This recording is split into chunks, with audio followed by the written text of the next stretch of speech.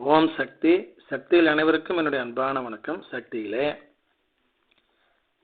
நம்முடைய உங்களுக்கு தெரிஞ்ச சக்தி தானுங்க லோகநாயகி. சென்னையில் வசித்து கொண்டிருந்தவர். இவர் உடல்நிலை சரியில்லாமல் ஒரு சமயம் குடும்ப டாக்டர்கிட்ட போயிருக்காங்க.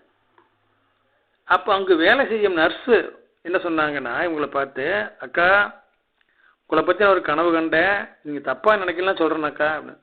பரவாயில்ல சொல்லுங்கள், கனவு தானே அப்படிங்கிறாங்க. அந்த நர்ஸ் சொல்லுது, நீங்கள் பாடையில் போகிற மாதிரி கனவு கண்டேனாக்கா, செத்து போயிட்டீங்க, உங்களை பாடையில் வச்சு தூக்கிட்டு போகிறாங்க, இந்த மாதிரி கனவு கண்டேன், அதனால் எதுக்கு எச்சரிக்கையாக இருங்கக்கா அப்படின்னு சொல்லுது. சரிம்மா அப்படின்ட்டு இந்த அம்மா வைத்தியம் பார்த்துட்டு வீட்டுக்கு வந்துடுச்சு.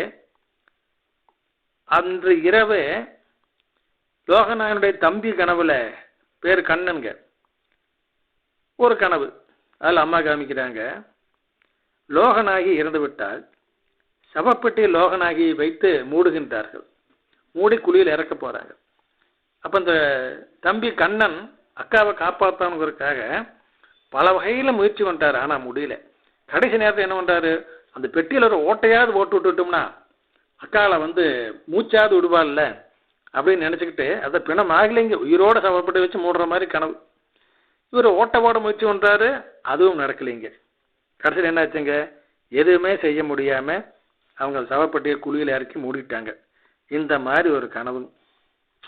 இப்படி பாருங்க அம்மா காமிக்கிறாங்கன்னு, கண்டம் வரப்போகுது அப்படிங்கிறத அம்மா இப்படியெல்லாம் காமிக்கிறாங்க. அதே மாதிரி கண்டம் வந்ததுங்க.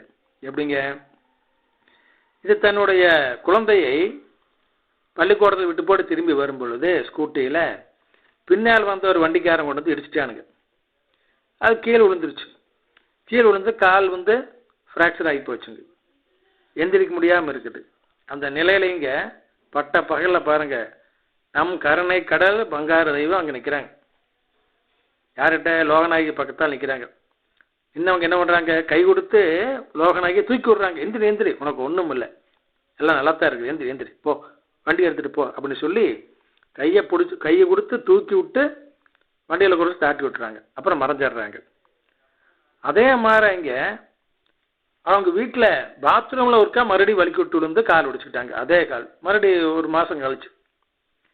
மொத்தம் இந்த மாதிரி 3 தடவை அவங்களுக்கு ஆக்சிடெண்ட் ஆகி அந்த உயிர் ஆபத்து பெரிய அளவில் வர வேண்டியதை பிணமாக வேண்டும் என்ற நிலையை சின்ன சின்ன ஆக்சிடெண்ட்டாக கொடுத்து அம்மா விதியின் அதிபதிகளை சரி செய்து அவங்கள காப்பாற்றி இப்போ காரமடையில் கொண்டு வந்து வச்சிருக்கிறாங்க. இப்போ குடும்பமே காரமடை இருக்கிறாங்க. சக்திகளே, ஓம் சக்தி.